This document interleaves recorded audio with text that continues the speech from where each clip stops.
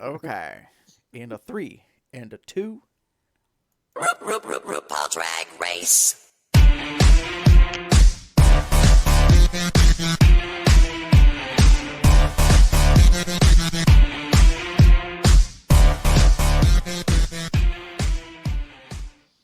Oh, well, hi, kitty girls.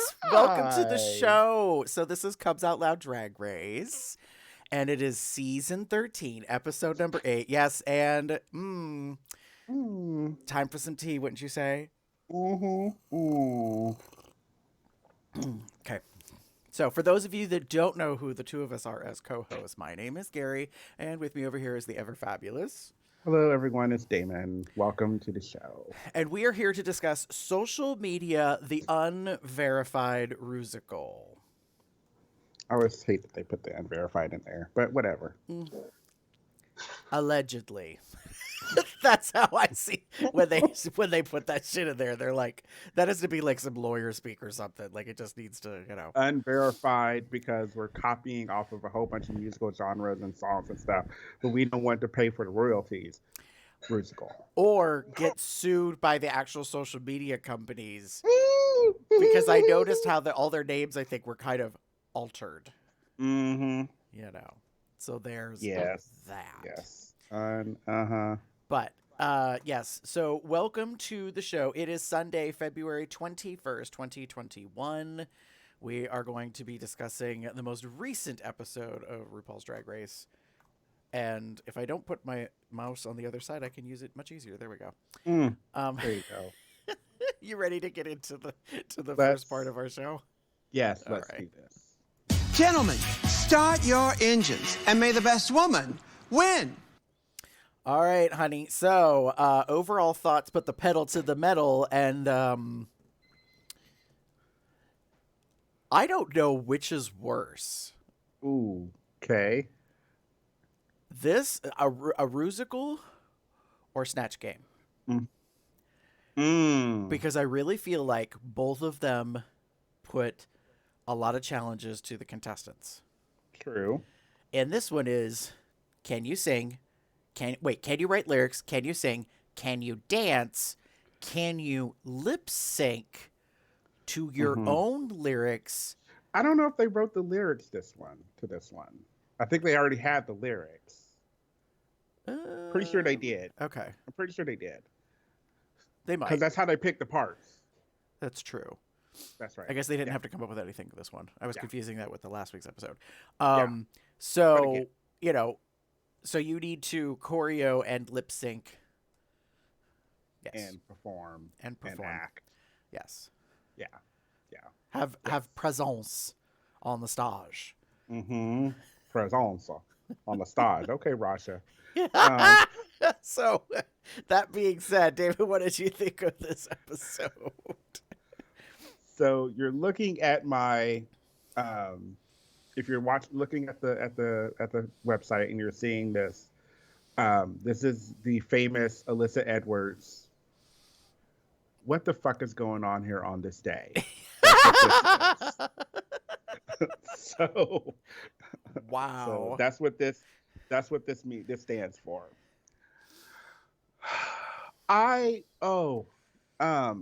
Okay, so everyone who knows me or who has seen the shows, I'm a theater person through and through. I love musicals. I love Broadway. I love all that stuff. This was, I wrote down, Mama, this is garbage, when it was done. I didn't understand what was going on. I didn't get what they were doing. It didn't make sense. The music didn't make sense. The songs were forgettable because that's obvious, but it just was very weird. And so you throw this at them. So this musical kind of thing that's based on social media, you're kind of being like, lady tweet and what is it? It wasn't like link on or whatever, and all these little things and Instagram and shit. And so they have all of this like crap. Let me just be honest. And then, like, some of these girls, like, don't get me wrong, there were some very talented, very performative, very singing queens. Mm-hmm. And then there wasn't. Let me see. And Can my hand help describe the difference? The majority of them were in one camp, and perhaps one, maybe two. yeah, yeah, it was very odd. And that's I think the overall issue I think that you were talking about earlier with regards to the Rusical. Especially when you're recording your own thing. Now, if they had done just like, here's the music, listen to it, learn the part, kind of what we've had in other times, it might have been okay. Because then you're not worried about singing it, you know? Mm-hmm. But then you add on that layer of you have to perform it yourself and then lip sync what you performed. Mm-hmm. If you're like Simone, spoiler alert, who did not know how to sing and had a very awful audio track, you kind of feel like shit as you're going through it. Like, I could see that happening, and it felt like a train wreck. And the musical in itself just wasn't that good. It just wasn't that good. And all of the, like, drama and stuff that was going on, you know, around it, like, fair. But reality is, like, I'm going to say this in a nice way, no how. Thank God for the Russians, because it was crashing and burning very quickly. That's a perfect, like, moment to, like, bring everything back up, because it was doing this nosediving very quickly. And then, like, oh, okay, the Russians are in. It's kind of funny, and we get this moment of, like, oh, this is cute. I mean, it kind of plateaued after that, but, like, it just was very, oh. That was a choice. Very true. So what about you, Mr. Getty? I said that everyone is their own worst enemy. Yep. And that really came out in this episode. Holy cats. And the Untucked. Honey, Hunty, I have to say this. I don't think I have that clip loaded anymore. Damn. I used to have the Untucked clip, and Rue would say, honey, if you're not watching Untucked, then you're only getting half the story or whatever. And of all the seasons, not since like the original seasons, I think, in the beginning of the whole series, do I really feel like you've got to watch Untucked to understand some of the really psychological and emotional issue stuff that's going on, because dang. You know, three queens thought they did really good. Or is it four? And then they end up backstage safe, and yeah. It was very interesting listening to some of the things that were happening in Untucked. And I will admit, like, this, I agree with you, Gary. Like, this is not the first. This is one of the seasons where Untucked is really enhancing the story. Like, if it wasn't for the fact, like, I watched it live, like, I would love to watch it the way you've been watching it, like you used to watch it, where you would watch it to a point, yes, and then watch Untucked to a point, and then watch the rest of the episode, and then watch the rest of Untucked, like that kind of staggered watching of the show, because I feel like you would get the full narrative watching it that way. Whereas when you watch the episode and then you watch Untucked, while you get it like in like pieces that you didn't have to put together. Right. It's kind of like the chapters are out of order. Yeah. Last week, was it last week or the week before? I didn't watch them the way I usually watch them. I just watched them back to back because I already had been spoiled on Who Went Home. Right. I thought I had been spoiled this week on Who Went Home. And how, like, I found out one of the two bottom two, because woo, child, social media had an opinion. Speaking about of social media. yes, social media had an opinion about what happened at the end of this episode. And like I posted, let me go back to it here. In our drag race group, I had said, watched both, not the ending I expected, but the potential online spoils make sense in the end. Because I was expecting one of two people to be in the bottom. They were in the bottom. And then, like, it's announced who Shantae's, who stays. And I was like, huh, that's interesting. And then, of course, at the very last second. And then I went, oh. Okay. This explains why there is this upset and anger and, blah, blah, blah. So but I do think that everyone was their own worst enemy. If you do not have the chops and you are not confident you can deliver on it, it will ultimately kind of be, it'll not only be your fault, but it'll also be your responsibility and your downfall all rolled together. That being said, I will say, of all the things that has ever happened in the series, in this particular episode, the audition off for the role that Denali and Rosé wanted, I thought was great television. Because the fact that Rosé went first, I mean, it was, no matter whether Rosé went first or second, it was going to be super, like, obvious who was going to get the role, to me.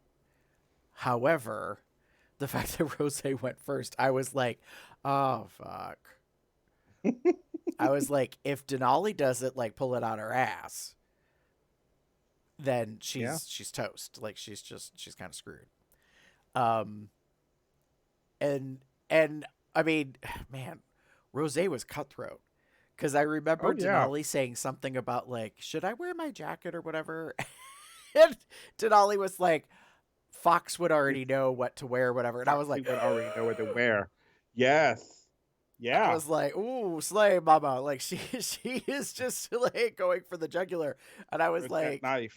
Like, let me just, like. I was like, oh, okay. I see you, Miss Chorus Line audition, like, New York City, yeah. Yes. She knew what she was doing. She knew exactly what she was doing. Let's call it what it is. Like, and so I do feel, deservedly so, she got the role that she wanted. She delivered on the role that she, like, took, because she was able to nail the cardio. Wow, the choreo. That too. She was able to pretty much deliver on all of it and bring it all together. So I think that went well for her. Yeah, some of the girls. There were choices that were made. There were. Lots of choices. And okay, since we're here, let's might as well just do it, because might as well do it now. Candy should have done a longer wig with that out, with what she was doing. I get that she was trying to go for the business, because that's what her thing was, and then she kind of went into the sexy thing, which is kind of her thing, whatever. But the wig failed her. Like, I don't think it was her wig to start off with, and it, like, wasn't the right fit for her head. Yeah, it didn't work. And then what you were trying to do, I mean, we find out that she forgot choreography, which happens. And she didn't know what to do. She came down early on the floor, and she just kind of, like, was there. And that really didn't help. And any actor would have told you, like, if you find yourself there, you kind of have to keep going. I get it, but you're going to have to do something else other than what you're doing. And her reveals and stuff just fell flat, because they kind of were done to the side as opposed to the front. Those things never helped. And then you're not the greatest voice either. And you're trying to do this sultry-ish, sexy-ish kind of thing, and it didn't really work because, no offense, dear, we know you have a lisp, as someone who has one as well. Um, it didn't work. It just didn't work. The words were muddied, and that didn't help when you needed it to be kind of seductive and pointed. Mm. So, yeah. And there were a few like highs and lows overall in the musical, and I think she was one of them. I wrote down, who did I hate? No, that's it. Yeah. Yeah. So I am going to ask a question before we move on, Okay. because it's been a bit of a controversy. Well, not controversy, but it's one of the things that has happened. What did you honestly think of Tina's performance? Honestly, I thought it was this. Like, I thought it started at a certain point, and then it just kind of was slowly losing energy, dying. Mm-hmm. And what was most unfortunate for her is, like, the last thing people see of you is the first thing they remember. Mm-hmm. And so her getting on the floor for that dying thing while you have like a 4 or 6 count note to hold. Girl, I don't know Yeah. what to say. You damn right, like, um you did the opposite of this. And don't fuck it up. You fucked it up. Like, I don't know how else to say it. Like, we saw, like, I mean, technically the audio and the video could be edited to come together in some fashion. Maybe they did the whole thing twice. I don't know Mm-hmm. that for certain, but I'm sorry. Like, it did look weird. Like, that whole ending where she gets on the floor and you still hear Mm-hmm. someone singing a note, but she's not lip syncing the note. And, like, it was just. Yeah. So to me, I was like, you deserved what happened. Like, I mean, I will say this for this episode, I was gooped how it came out. And I Mm-hmm. don't mean the very, very end. I mean that this whole drama, mama, Mm-hmm. about the A squad, the first rung inner circle winner, whatever you want to call this, that suddenly it was all being shaken up because they found themselves on the other Mm-hmm. end. And I was just like, that's Drag Race, kids. That's how it Yeah, goes. that's But how it even goes. I was surprised. Like, in the formula of how the season goes, I had 2 other queens I thought that would have been in the bottom this week and lip Mm-hmm. syncing and going home, and neither of them ended up at the bottom. And I was like, what? Like, Mm-hmm. wow, how Yeah. interesting. So, Yeah. I mean, will this light the fire under these queens, like, to pull it together? Maybe. I hope. Well, I won't say I hope so, but um, uh, I I appreciated Tina's performance. I agree with you that it kind of, eh, it was very like one note. Um, Plateau is the word that came to my mind when I saw her, and I Mm-hmm. watched it again this morning, or this afternoon before, after we were done with the show, Mm-hmm. and I was like, I want to just see what I missed, because I didn't realize that she stopped singing. Oh, I see. I've Like only I seen didn't it realize, once, like, and I caught it right away, and I went, yeah, "That's I didn't strange." realize it, but I will own I probably wasn't paying attention to her. So she's dead. Like, got it. Well, in the musical. Wow, So I watched it. girl. I'm just gonna sit here and drink my tea. Okay. Um. So what I what I was getting at was, So I watched it again today, and I realized, like, yeah, it was okay. And then you got to that point, and I noticed it, and then I realized, okay, now I know why. Because it wasn't like a beat R2, R3. It was she was doing the note, holding the note, and then she did her like hat thing, and then as soon as she did the hat thing, mouth stopped moving, Mm-hmm. and then down to the floor she went, and I was just like, oh, but like we can still hear. Mm-hmm. And if she had hat thing and went to the ground and pulled the cane up and and then shut her mouth like as it like and went to the ground on the last note or like at the end of it Right. would have worked. Was it enough to me to like throw it out of whack? Not really. But in comparison to what was happening around her, yeah. Well, and so this is the interesting thing for me in this season. Um, I feel so conflicted that I'm about to say this. Uh-oh. I really feel that the caliber of the cast for overall, for the most part, especially up to this point, is rather good. Like, Mm-hmm. most of them can serve a look. Most of them have a sense of an aesthetic, of a fashion, of a design, blah, blah, blah. Like, and they can move on stage. Mm-hmm. Not all of them are great at acting. Not all of them are great at, like, dancing or singing. But nobody is a train wreck, Mm-hmm. Mm-hmm. per se.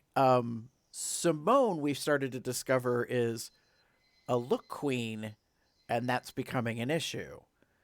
Yeah. Because I'm like, honey, like, serving looks on the runway is not enough to save your ass. Like, to get through the entire season to win. And of all the things that happened in this episode, I'm just going to play this little thing because this is honestly how I felt at a certain moment. I thought you had the stuff to go all the way. Now, sashay away. Okay, so to be fair, RuPaul did not say the last part of that. But that's what you mean. Like She did not tell this queen to go home, but boy, did it get close. Mama, we have some stuff to talk about. So, that being said, I think we'll save that for the last segment. Are you ready to move on? Sure thing. Okay. Cover girl, put the bass in your walk. Cover girl.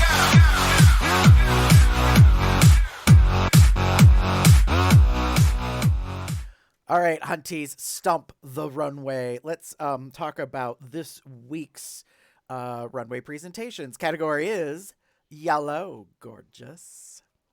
Mm-hmm. So, as we were saying in pre-show, for those of you that are not patrons, ding, we were discussing about how I kind of felt that this was a somewhat original theme. It was way open to interpretation. Mm-hmm. You basically had a color, Mm-hmm. which is fine because then it leaves the whole field wide open for interpretation. Correct. And we've had color themed, runways in the past, but it's usually been color and something else. Mm-hmm. It's not just been color. Although there was the green one. The one that just popped in my head was like Black Wedding from like last season. And I was very much like black, yes, and then you throw in wedding and it kind of turns it. Right. Whereas this one, it was yellow. That's it. Right. So, well, and what I think is interesting is that, they called it yellow gorgeous, which in theory you would go for something high fashion, high, dramatic, I guess. Mm-hmm. or if you kind of went with the campy like like classic Hollywood because it's a hello gorgeous like kind Right. of that's what I kind of get the feel for it. That would have been okay. But I do agree that this was definitely open to interpretation. It just had to be yellow. So that being said, Damon, what are your thoughts on the runway presentations? So the thing I only said is the kind of important one was thank God for no raincoats. And I feel weird saying that, but the only reason I'm saying it is that's like my like when I think of yellow, like that is the thing that goes like, oh, throw on a raincoat and or not really throw on a raincoat, raincoat but make it fashion. Um, but I was happy for that. I was happy with the looks. Like there were some very good ones that like, oh, that's really nice and that's a really fun interpretation. Let's see. I liked Olivia's. Like I love the like big like yellow like ostrich feather plume like things, big bird as Jim said. But it worked really well because the dress was very just like it was a classic dress that had a different angle to it that I loved. I actually liked Elliot's taxi over Tina's. Mm-hmm. While I got it, I liked it better, and I loved Got Mix. The latex crash test dummy, Mm-hmm. very very just like fun and a good interpretation of the request. Something that I don't think anyone would have thought of.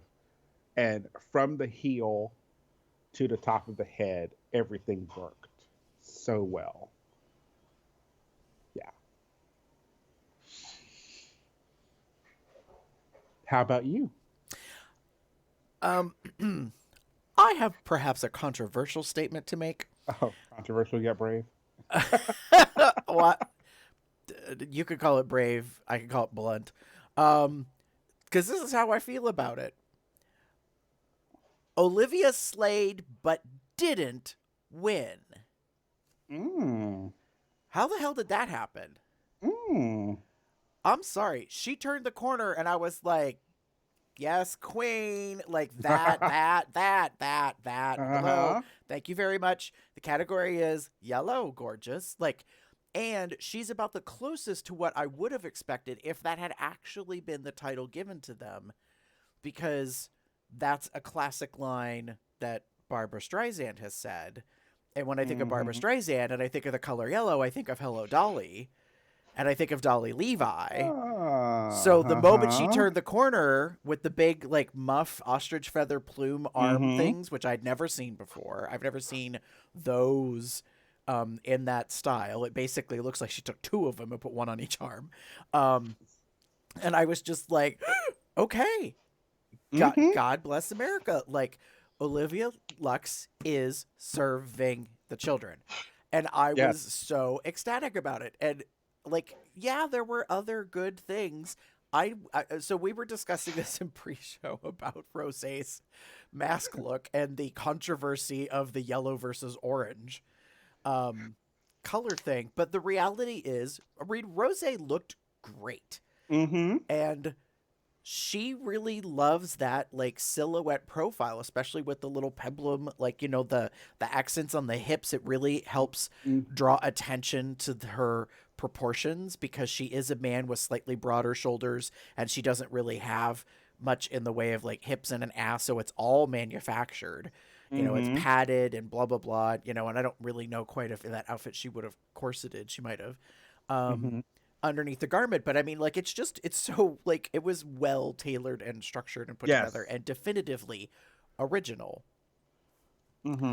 So having said that, like, I just really, really was taken with Olivia, and in the Untucked, she reveals that it had a reveal built into it. Now, this is not the first time that this type of a reveal has been done. I'm like, okay, girl, careful, because we see your stunt now. Like, we know your stunt. This is the first time this has kind of been done. But I will say, you know, when she makes the comment backstage or back in the workroom, and the other girl's like, well, you have to show us, hurry, hurry, hurry, before the other queens come.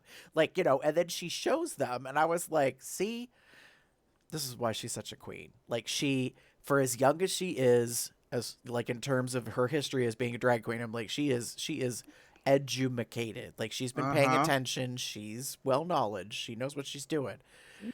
She was prepared to be in the bottom, but there was no reason for her to be in the bottom. I didn't think she did that bad in the Rusical. I really liked her wig. She got to wear jeans. Or jeggings or whatever. Yeah, I mean, like, you know, and like sneakers. True. And you know what, I realized something about her, especially in the rehearsal, the choreography with Jamal. Olivia is shapely like a woman. Like, and I think that has to do with her having been as big as she was when she was younger. Because until that storyline had been revealed, I never would have imagined that she was bigger. But to be fair, I don't ever think I paid full attention to her whole body and its composition. But when she's standing there and she's, you know, for the rehearsal stuff, and I was like, oh, she pear-shaped. Girl is not hourglass. Girl is, like, you know, more heavy bottomed. Take it from someone who is and knows this. So, like, you notice when someone has wider hips and a bigger booty, like, you know, and you're kind of thicker in that dimension. So I was like, huh, very interesting. And then, you know, when she's doing the number, I was like, gosh, she just, you know, I really felt that she kind of, you know, did very well. And so I admit it, like, I'm a fan. I'm stan, you know, for Olivia to go all the way, but alas, she did not. So This episode. Yeah, that was kind of where I was saying earlier about people are their own worst enemy, because some people were really getting in their feelings about being safe. Like I said, it's a lot of feelings for safe.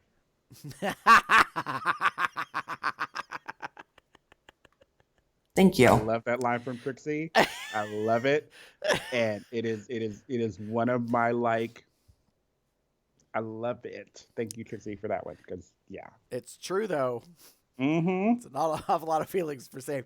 I mean, and I get it. Like, if you think you really put your best out there and you were going to be better. I mean, you know, we just saw this from Denali last week, right? Because she was like, I poured my heart and soul into this fucking outfit. You know, it was just like, you know, bitter about being safe.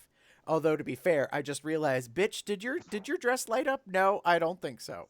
So maybe if it had lit up, you would have made more of a better impression on the runway. Oh, girl. If Alyssa Edwards can come out in a gown covered in nothing but cameras that flash, I'm sure you could have figured out how to make that bitch light up. So, anyways, yeah, there's that. I mean, so for the runway, I thought it was okay. You know, I think some people did better than others in that case. Are you ready to move on to our next segment? Sure thing.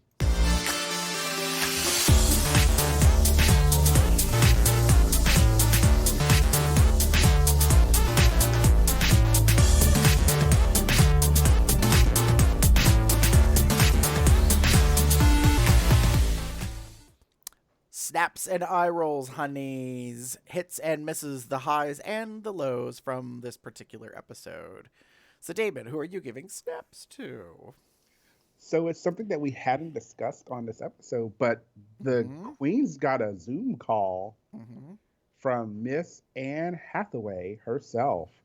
I was so floored by this. I wasn't expecting it. I love Anne Hathaway. I love her. Like, I am adoring and hearing more and seeing her and everything just kind of just makes me like her more. Please don't fuck it up, Anne.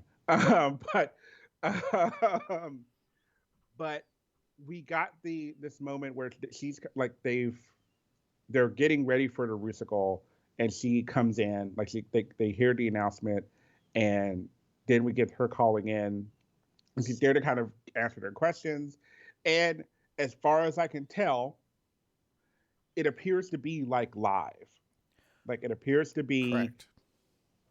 her talking to them and hearing them, and then her responding to those questions. Could that be true? I don't know. We know this show is very heavily produced, so it's possible that it wasn't. But who knows? Who cares? Well, I don't care so much. But we find out one of the big things that she was the ninth choice for The Devil Wears Prada, which I was like, oh, okay, that is something that I don't think anyone would have even considered, considering how well she was in the movie, and that she like you don't realize how many people are like actually fans of this show, celebrities fans of the show, because it is essentially a TV show, right? And knowing that they're fans of Drag Race and drag queens and everything kind of just adds a little oomph to everything, to where, yeah, I'm a celebrity, but I'm still a human being and who binge watches like TV shows online and maybe even gives the spoiler, whatever. So it's just I kind of appreciate that moment of humanizing the situation a bit more. So yeah. So snaps to Miss Anne Hathaway. Good for her. I agree. I too appreciated what appeared to be a real interaction with the contestants, that she actually not only popped up on the screen, but like said things, they said things, they responded to each other. Like, had she just been a talking head, like RuPaul in the beginning of the episodes and shows up and like says something and then disappears, okay, like that would have been fine. It would have been nice, to get a message from somebody, in this case a celebrity who loves the show, but it definitely was much better in terms of value for everybody that she actually answered some of their actual questions. So yeah, in terms of the production and how it came across, it definitely seemed that like it was all legit. Like, and it makes me think like, well, this is a creative way of how to handle the pandemic issue, because if they had her slated ahead of time to be a guest, not a guest judge, but a guest on the episode, then I could see where, or maybe she was supposed to be the guest judge. Like maybe she was supposed to be not only like there to provide them with a little coaching, but then she's also there to judge them. It's just she can't really be there because of the pandemic. It's too risky. Yeah. Like, I think it was an interesting way that kind of all came together and played itself. So, and we've already started to see thematically, like, they had a much smaller pool of judges because of the pandemic this season. So we've gotten some repeats of, and basically that says to me, these judges are probably in the bubble, like, and yeah, just kind of there. I don't know if I want to say all the time, but we'll see. So yeah, nice. Yes, that was a good fun moment in the show. Yes, agreed. What about you, Mr. Gary? So this might seem a little surprising, but I'm giving snaps to Utica for eking it out over the A team, because as one of the queens that was in the bottom in the pork chop lounge, she's kind of been on, I don't want to say the outside, but she's definitely, as everyone keeps saying, kooky, unique, different, quirky, and last week was not the best with the improv thing, because of course she shot herself in the foot when she immediately said that she, was in 4 different groups, although Trixie really came for her in Pit Stop and was like, girl, like, are these all your improv groups? Because, like, where the hell are they? Like, from where you live, there are but just this many people. It was quite funny. So anyways, I was like, that's a little controversial, but so yeah, like that, like I felt bad because I was like, yeah, when she goes for it, it's almost like she goes too far. And we've had this discussion about how, like, Violet Chachki had said when she did the one runway look, she's like, she just needed to walk the runway and be fierce, not be funny and fierce, or funny instead of fierce, or whatever. So I thought that she did really okay, and I realize it's her runway may not be some people's cup of tea, so to speak. I liked it. Like, from the moment I saw it, I was like, it's yellow. It's definitely, different and interesting. The voiceover helped, because if you didn't know the context of it, then you would be just like, oh, okay, it's a dress. you know. But yeah, the fact that she was okay. And I was like, okay, Yeah. girl, like, are we flipping I the script or what here? I will say I liked in this episode that she's held to the lady tweets. Like this was the role. She was like, I want to do this role. And she's like, I'm not giving it up. I'm gonna last time I did it, talking about last week, I'm like, I wanted to, I've been giving a lot of herself and not getting any reward from it, which is fair, especially considering this is a competition. Right. So I like that as well. I appreciated that she stuck to her guns, and while she was a little wonky, weebly wobbly in the recording and choreo, we got a pretty decent performance. I think of the 4, I liked hers the best. The lady tweets in that moment.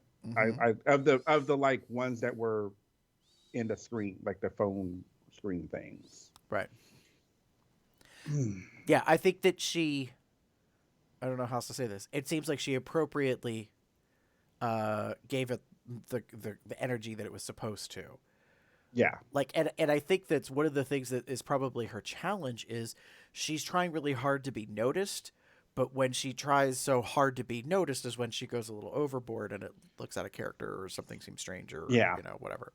Yeah. So that was who I had to give snaps to this week. And Damon, who are you giving eye rolls to?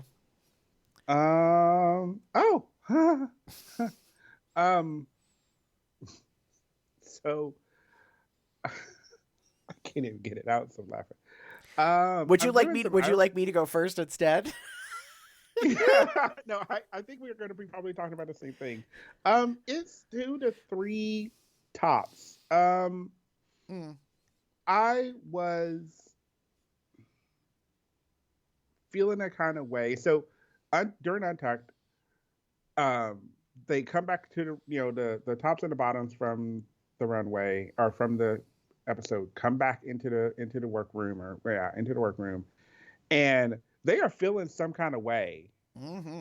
And I saw a lot of, and I actually wrote it down, Classic Candy and her excuses. And it wasn't just her though. It was her and Tina, and the only one that was humble-ish was Simone. Simone knew she fucked up. Right. And I think that's the distinction. She knew from the get she messed up. Like, she did not have a good recording sesh. She struggled. She wasn't so great choreography. Right. And then when she went to actually pull it together for the performance, like, it definitely felt like she was trying hard to hide.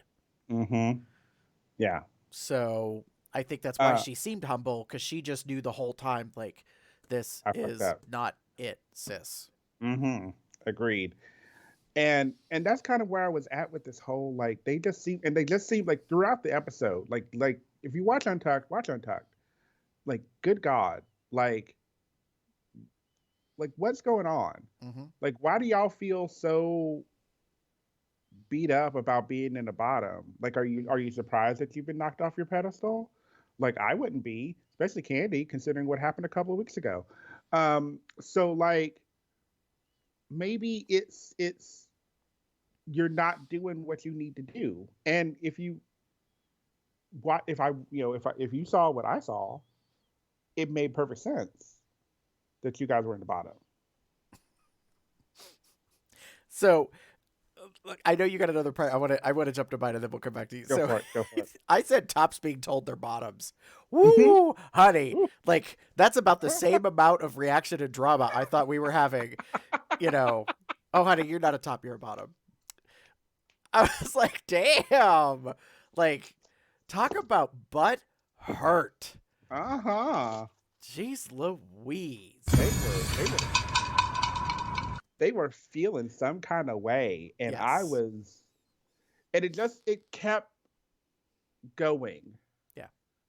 Like, I guess I need to listen to my music. Like, shut the fuck up. We know you need like, like, okay, bitch. Like, yes, you need to listen to your music because your ass is in the bottom. Like, you know this. That is how I felt several times during especially in Untucked. Every time they got like little snippy, little attitude, like little sass about being in the bottom, I was like, I get that you're upset, but Yeah, like, come on, do it. Like, get it out there and get it. Do it. Like, do what you need to do. Like, you know what you need to do. So just fucking do it. Like, and that was the other thing that surprised me. There was all this drama about them and having to eliminate each other, and they just, and feelings. And I was like, what do you think is going to happen in another 3 episodes, you dumb cunts? Like, seriously? Seriously. You make it to the top. You make it to the top 3. What do you think is going to happen? You're going to have to lip sync against each other and send somebody else's ass home. mm-hmm. And that's the tea. Thank you.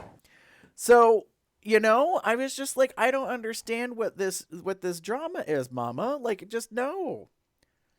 Agreed. Pack up the llama, take it home. I'm not down for this. Like, your issue.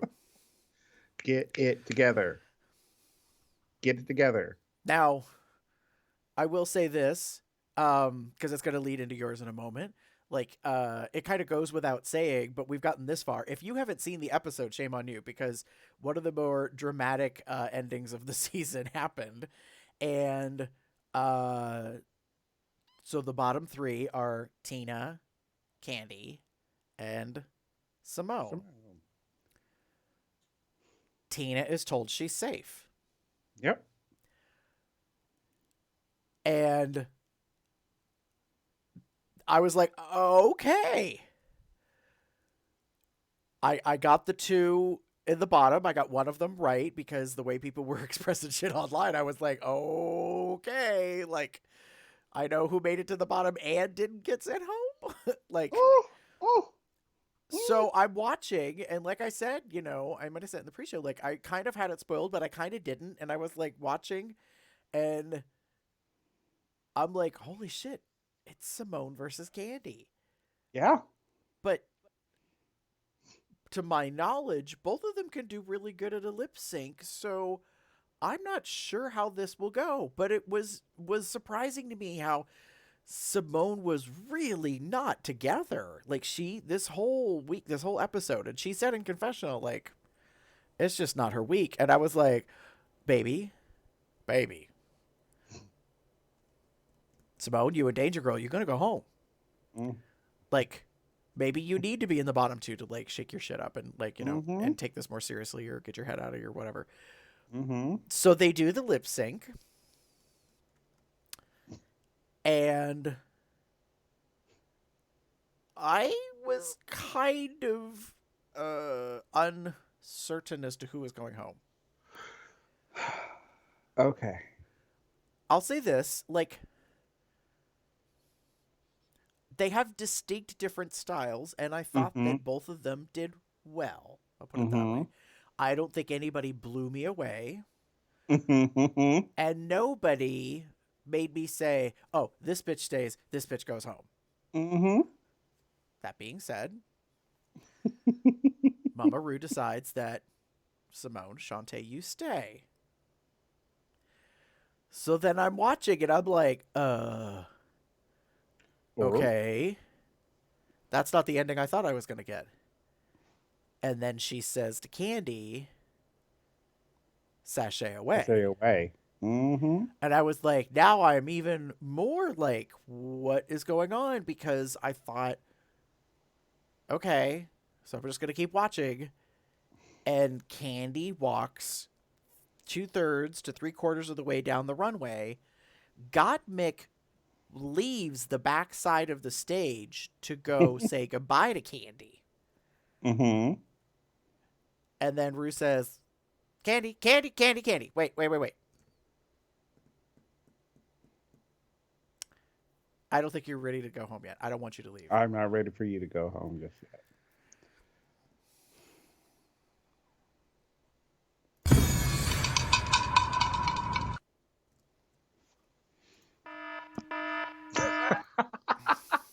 That was a choice. We all have choices. Some of us make the wrong ones. Just play them all. I just, what? Yes. And don't fuck it up. I think you did, Rue. I was like, okay, that happened. And it all fell into place because all the social media vitriol was like, fuck that bitch. And that's the wrong decision. And RuPaul has cataracts and needs to get her eyes checked and go home. And man, people were just coming. Had their feelings. And I was like, social media spoiled for me unintentionally just by people posting just random things. Okay, Candy is in the bottom 2. Candy gets saved. I don't understand what the hell's about to happen, but here we go. And so I take the ride, and then Simone gets saved, and then Candy's told to go away. And I was like, wait, huh? And then she saves her at the last second, and I was like, oh, bitch. Now I know why people are upset. Okay. So I am giving eye rolls to this double save ? Well, so here's the question. Is it really a double save? I don't know. Because for my definition, Rue did not save both of them.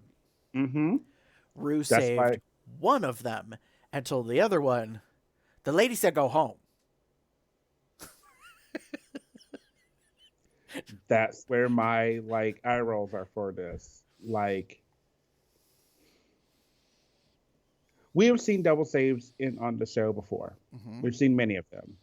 It happens almost every season, especially now, because it is high drama.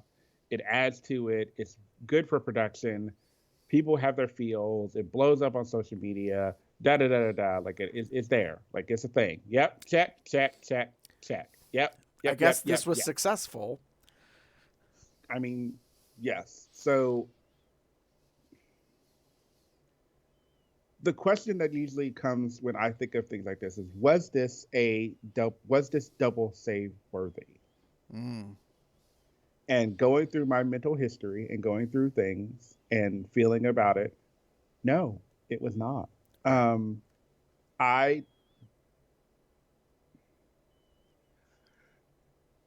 I was feeling I feel differently, I think, than you do.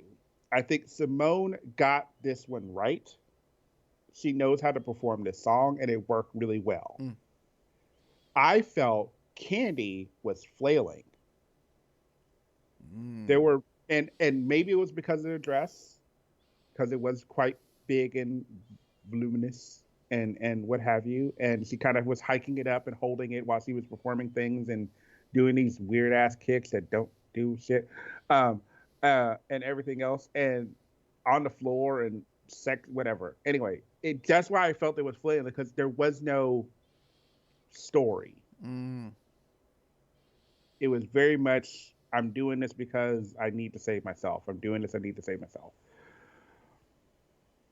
Having said that, I watched again, like I did with the Rusical, I watched the lip sync again this morning, afternoon. And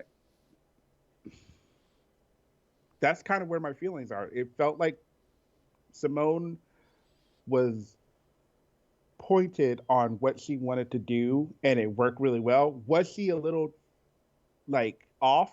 Probably. But in general, I felt she won the lip sync. Point blank, period. She got the save. She saved herself. That's it. That was where I was at. So when Rue was like, okay, I got it. I knew it. I felt it. I was like, okay, I get this. This is cool. Like, this makes sense. I'm sorry, Candy. You know, you got to go home. And then you don't. And I'm kind of like, what? Like, and it wasn't, like you were saying, it wasn't a double save. It was a shot, sashay away. Hold up. Wait a second. I'm not ready for you to leave yet. To me, that is different. And it kind of, I don't know. I don't think it feels right. If that makes sense. Like, it doesn't feel like, oh, like you were, this was the whole plan all along. You're meant to be saved. Da da da da da. No, it feels like we need you for your mouth. So I'm not going to let you go just yet, even though clearly you should have been gone. Like, that's what it feels like. Um, and when we get to, like, if you're watching the Untucked, they do their whole, like, them two in the, like, kikiing afterwards. It just felt so, ugh. Like, ugh. I didn't like it. I didn't like it, and I still don't like it. And I I know we're getting a week off from the show, from the competition, and I want to know, like, how this what is the next. I want to know what's happening next, Mm-hmm. because what I need to happen is I need Candy to either step her pussy up or she needs to go home. Like, point blank period. Like, if in this next episode, if she doesn't step it up, then this was all for nothing. Mm. And that's what I'm not a fan of. I've liked certain double saves. We've seen them in the past. One of the ones that's iconic is Roxy and um, Alyssa with the hair back and forth, the wig thing. That's a big one. Another one that's more recent is Evie in Brooklyn. Like, that was a double save, a lip sync worthy of a double save, Mm-hmm. because that was freaking amazing. Right. And as I told Jim on Friday, honestly, I liked the lip sync last week a hell of a lot better than I like this one. Hmm. Okay. With Elliot and Lala. I almost thought that was going to be a double, because that's what I felt. Because I loved Lala, and I think she did really good in that lip sync, and I think Elliot did really good in that lip sync. Right. But, Well, as I said to you in the pre-show, I believe, a double save to me most likely means a double elimination. I don't true. think that's going to happen this season, but Mm-hmm. I feel like, okay, two queens, like one queen did not go home to rebalance and recenter things. Two queens got to go home. Mm-hmm. So I would. So I'll be curious to see what's going to happen. So that's basically the us discussing episode 8. We're going to jump into some other stuff here. Next episode in the series, in the season to air, is going to be Snatch Game. And it's going to be a 9-panel Snatch Game, which will be interesting. So I think it's going to be probably 5 on the bottom, 4 on the top row. Mm-hmm. I think the seasons that work better have 8. Mm-hmm. Maybe 7, 4 on the bottom, 3 on the top. When you have a lot of people on the stage and a lot of personalities, it can get pretty muddy.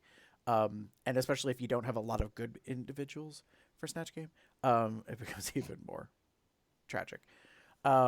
Which makes you start to wonder, like, why do we do this every season? Oh, that's right, because it's a train wreck. That's why.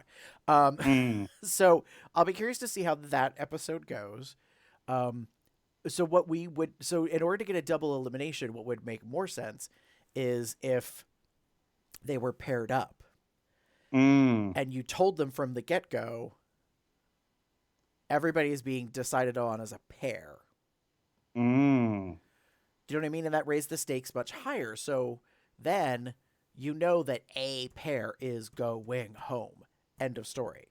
But that's not most likely going to happen. So, but that being said, so David, you were talking about, and we had said way earlier today about how this documentary about how they filmed during the pandemic with COVID, I guess that's what's going to air this coming week, and why we're not going to have an episode. Correct. Okay. That is the plan. That there's not going to be another episode next week. That they're going to do this documentary talk discussing what I'm assuming, because based on the preview, they're going to like interview the queens and talk about the precautions and things that are being done so that everyone is remaining safe or is safe while they were recording the show. Okay. I'm intrigued because I will admit I have been curious, because there have been some consistencies and some inconsistencies, but it's been fairly consistent. Like, one of the big things for me has been, like, whenever the queens are outside, meaning not in the studio or on the stage or anything, they're showing them with like the plastic shields or with mask on. Now, they're not always wearing them per se, but they're usually like holding them in front of their faces, whatever. I'm not a big fan of that personally. That's just me being honest with it. The whole COVID thing, like, that's how I feel about it. But that's what they were doing. Like, for example, when the double Shantae happened and Simone and Candy are walking to I'm assuming the smoking area, but who knows what it is. When they're outside, it's probably like a rest area, who knows. And they come out, they're both walking and they're both holding the mask in front of their face. And then the minute they sit down, they're off their face. So I have a theory on how the whole shield thing is working. So I think the shields are specifically for anybody who's wearing makeup that like doesn't want to put a mask on, because even like Trixie and Katya, I think, were talking about this recently on their podcast about how horrible it is. Like, do you even bother to really do much of your face or your lips at all? Because if you're going to put a mask on to take a Lyft or an Uber, to get a car, you know what I mean, to get to the destination for the gig, in front of, in a studio, in front of a camera or whatever, like, why bother? Because mama, you're going to have to redo your mug. Like, so I find that really interesting, that, you know, that aspect of it. So it makes logistical sense to me that anybody that's already got a mug on is being provided with a plastic face shield. I think anytime they're not in front of the camera, so to speak, is when they have to wear that. Yeah. And that's, and their go, like, that's why it seems so weird. Like, they kind of have them, they kind of don't have them, like, you know. Yeah. Maybe we'll learn more. I noticed and it's weird. One of the things I noticed, and maybe it's just I've not noticed it in the past. During the episode, they were showing either during Untucked or during the episode, they were showing them like futzing with the cameras that are in the workroom, like facing the queens as they're getting ready. And it dawned on me, like, that's probably something they could do as a social distancing aspect and not have as many people. They could just have people or have cameras set up to capture things, and they're, you know, still distanced away. The camera folk and all of that could be like step like away so that they're not right in front of them or right near them when they've done it in the past. Could be. Who knows? Yeah. We'll find out next week. What we don't know at this point, at least I do not know, is whether or not this documentary episode will be part of a package if you paid for the season. So I don't know if it's going to be included in my iTunes or not. If it's not, then I'm just going to try to see if I can find it online and watch it, because I'm not bothering with paying $1 or $1.29 or whatever the hell it is for just this episode. And Damon, you and I are going to take a little vacay. Yeah. We'll take a week off, and then we'll be back when the regular episode 9 comes on. So If you stuck around this long, then you won't be surprised when we're not back next week. So there's that. That being said, any other closing thoughts before we wrap up this episode? No, I don't think so. Okay. If you have thoughts about the episode and things that you want to share with us, there's several ways you can do it. You can go to cubsoutloud.com and leave a comment on our website blog. You can also send us an email to cubsoutloud@gmail.com. You could also leave us a voicemail message, and we'd be happy to play it on the show, or not if you tell us not to. And the number is 361-COL-TALK. That's TALK. That's 361-265-8255. You can also pretty much find us anywhere online for social media outlets. Just type in Cubs Out Loud as one word. If you would like to join our Telegram chat messaging group, you can go to tinyurl.com/telegram-COLDR and join the chat there. You can also see when our regular episodes are going to be going live at tinyurl.com/calendar-COL. Currently, this season of COLDR is not recorded live straight to YouTube because there were equipment issues at the beginning of the season, and we wanted to kind of like get some things squared away. And we don't know. Maybe we'll return to doing live after the season is over if we can handle it. And if I mean, actually, my computer. And if you would like to be supportive of us here at COLDR, you can do a couple of things. You can go to zazzle.com/cubsoutloud and you can buy yourself some merch. So Damon and I happen to have several things that we can promote at the moment. So Damon is wearing our Cubs Out Loud Drag Race T-shirt. So as you can see, because I also happen to have a lovely frosted mug here that has the same logo on it. And as you can see, like, you can sort of see what's inside of it. And it has the Cubs Out Loud logo on the back. And it's lovely. So I get to have my tea this way. Damon, you happen to have a tea mug as well. You're muted. Yes, I do. We're live, ladies and gentlemen. Well, we're not live yet. Anyway, I happen to have the two-tone mug. Mm-hmm. So as you can look inside, it's a very wonderful shade of pink, and you also get the pink on the handle, and you also have the Drag Race logo. Mm-hmm. And on the other side, which if I hold it like I'm supposed to hold it with my left hand, because I'm left-handed, you get the Cubs Out Loud descriptor. Yeah. And very pretty. And obviously, I didn't drink out of it because I literally got it yesterday. So I haven't done anything with it. So, but I do appreciate it, and it is quite sturdy. Yes. Yeah, and very nice. It's a little small, but it gets the job done. Well, I will say, like the frosted mug, I don't mind the frosted mug. I've never had a frosted glass before. So it's interesting because when you get it wet, like when you wash it, the frost kind of goes away.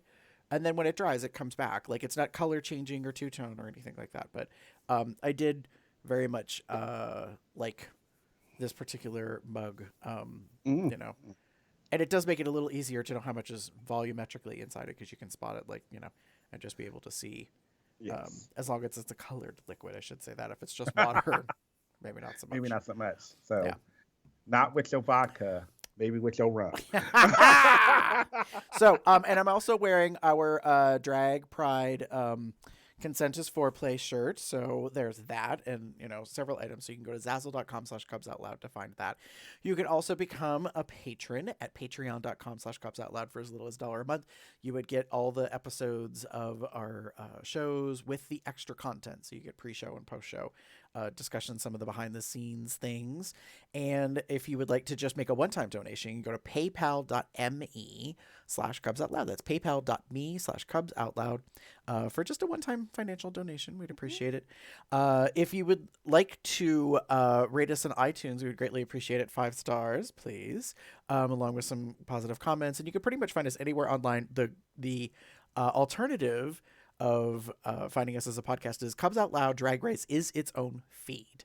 So if you're interested in that, on everything else, pretty much outside of the audio podcast realm, we are mixed in with the regular Cubs Out Loud stuff. So like if you go to YouTube and that, but we do have a playlist that is nothing but COLDR. So it makes it a little easier. But basically right now we're sticking to our schedule. We record on Sunday evenings, and then it goes to patrons on Monday and to the public on Tuesday. So that being said, Damon, if they were to find you online and get in touch with you, where would they go? If you wish to get in touch with me, you can find me as Theater Cub 79 on most bear-related sites or on Facebook. And that's TheATreCub79. I keep forgetting to say that. Or you can find me as pup_Umbra on Twitter. The Twitter is not safe for work, and a wonderful combination of drag and porn and anime and porn. If you would like to get in touch with me, you can pretty much find me anywhere online as Gabriel73. Specifically when it comes to Drag Race and drag just in general, you can find my unique Twitter, Gabriel73 DRAG on Twitter there. So that being said, that is going to be it for this episode. Like I said, we're going to take a little hiatus, a little siesta, if you will. And we'll be back in 2 weeks for when episode 9 Snatch Game airs. Woo, it should probably be a doozy. It should be something. Child. With that said, bye. Bye-bye.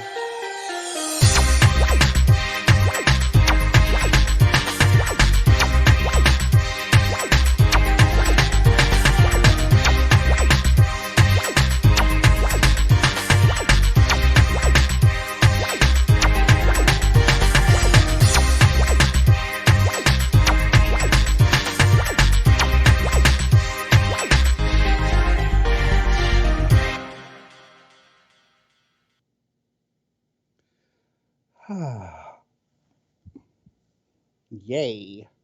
I completely forgot to do something. Hang on. Oh. I'll do something. No. I'll save it for the post show. Okay. So, no, because I would just do this whole thing when we were having a discussion about how things went. And then, like a ding dong, because we were, so busy having our feelings discussed about how it went down, I forgot to make like the little cheesy things on the screen that I